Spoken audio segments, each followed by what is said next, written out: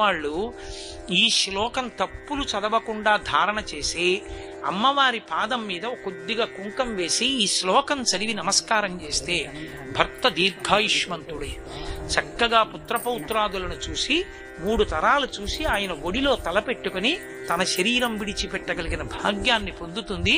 పసుపు కుంకాలతో 10 కాలం ఉంటుందంటారు. ఇది యథార్థంగా నా జీవితంలో ఒకానొక సందర్భంలో అనుభవంలోకి వచ్చింది ఒక విషయంలో. కానీ వ్యక్తిగత విషయాలు నేను సభావేదికల మీద చెప్పడం నాకు అలవాట్లేదు, అందుకని చెప్పను. అంత గొప్ప శ్లోకం. అందులో శంకరులు అంటారు,